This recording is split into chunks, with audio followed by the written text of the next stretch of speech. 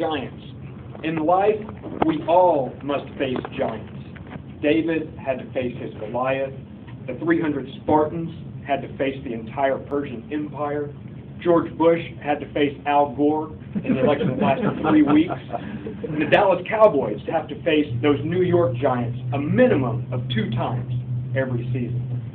We are constantly having to face giants, both literal and figurative. I first learned about giants when I was in the 4th grade. In the 4th grade, there was one boy named Ryan who was just head and shoulders larger, taller, and stronger than all the rest of us. And I realize now, looking back, that Ryan was bigger and stronger than all of us because even though we were in the 4th grade, he had actually been in the school for about 7 years already. But nonetheless, Ryan was in our class, and he was just a huge giant. Now, in 4th grade, we like to play a game called Tackle the Man with the Ball. If you're not familiar with Tackle the Man with the Ball, it's where a bunch of boys get together, and there's one ball, and whoever's stupid enough to pick up the ball, he's the target of everybody else. So everybody else is trying to tackle this person with the ball. Well, during recess, after lunch in 4th grade, they did not supply us with the ball. So our game just became Tackle the Man. It was just a free-for-all with a bunch of 4th grade boys out there trying to tackle each other, just whoever you could get your hands on.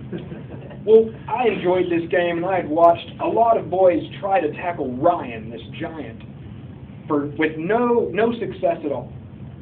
They would get thrown, they would bounce off of him. I found out that Ryan was also being trained in judo, which you would train this big monster kid who can't pass the 4th grade. Why you would teach him judo, I do not understand. But nonetheless, the boys would run up to him, they'd bounce off, they'd get thrown. I tried a couple of times and just wound up on the ground myself every time I tried. I decided I'm going to face this giant, and I'm going to take him down. So I got a plan. I was going to sneak up behind Ryan when he wasn't looking. So I waited until he was occupied with a couple of other boys that he was throwing, and I had a good distance to get a running start at him. And I ran up behind Ryan. He never saw me coming. Went into a perfect baseball slide right into his ankles. Boom! And Ryan the giant went down into the ground. I was pretty happy about myself, got up. I didn't have much time to gloat because I saw the principal standing at the stairs pointing at me. So I actually got to spend the rest of that lunch period in nice, cool air conditioning where I could gloat to myself about the giant, which was not that bad. I enjoyed that. So the first lesson, the first tactic in facing a giant is sneak up behind him. Don't let him see you coming. That's the first rule in facing a giant. My sweet little dog, Daisy May, perfects the second tactic in facing giants. You see, my sweet dog is a Basset mutt, so she stands about a foot off the ground. But at the dog park, there are other huge dogs like Great Pyrenees and Great Danes, dogs that stand 3 to 4 feet off the ground, dogs that weigh 120, 140 pounds out there. And Daisy loves to try to play with the bigger dogs. Well, even on her hind legs, she can just kind of get her top paws up on that dog. So Daisy has a great tactic when facing these giants. What Daisy does is she plays with the smaller dogs and dominates those. But she watches the big dog while they play. And especially Abby. Abby is a Great Pyrenees, a big, white, huge, fluffy dog. I think she weighs about 140 pounds. And Daisy will wait until Abby's completely worn out from playing. When Abby lays down on the ground, Daisy runs and pounces. The second tactic of facing a giant is wait until the giant is exhausted or injured and then jump on the giant. That's the second tactic of facing a giant. Well, the third tactic, when all else fails, and now this third tactic is not quite as honorable as the other two. But the third tactic when facing a giant is to just fake an injury. Sneak up behind them, and if they're not getting tired at all and the giant's coming after you, fake a good injury. And now I'm highly trained in faking injuries, and so I'm going to give you a couple of pointers here on how to fake an injury. When you fake an injury, number one, you have to choose what type of body part you want to get injured, and then you have to react accordingly. Now, let's think about this. If your nose was injured, if you got hit in the nose, something like that, your natural reaction would be for your head to jerk back.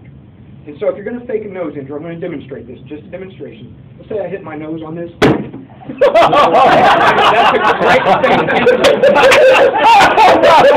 Your head goes back, you grab your nose.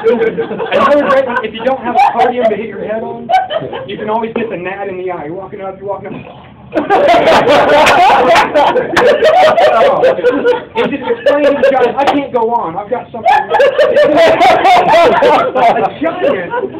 A giant is just like a bully. A giant gets his satisfaction off of picking on someone weaker. And if you're injured, there's no glory for that giant. So fake an injury. One more good one is a knee injury. You walk up, you're talking, your knee goes. You have to tell it in the face though. Fake a good injury. Now, you may think that this is all hocus pocus, but in conclusion, the United States actually won a great victory 2 months ago using all three of these tactics. The United States soccer team took on Spain in the Confederations Cup 2 months ago. Spain, as a national team, had been undefeated in over 2.5 years in international competition. The United States came into the game limping, wounded. They had played horrible in their first 2 games in the Confederation Cup, and so Spain did not see the United States coming. The United States just kind of wound their way around, so Spain didn't see them coming. They snuck up behind them. Number 2, they waited until Spain was late in the competition. They played other really hard-fought games. The United States waited until Spain was worn out, tired, and laying down. The United States pounced. And third, as you know, soccer players always fake injuries. So the United States faced a lot of injuries during the game, and they beat Spain 2-0. It's one of the greatest upsets in United States soccer history. So in conclusion, use these tactics to ensure victory every time you face your giants. Thank you.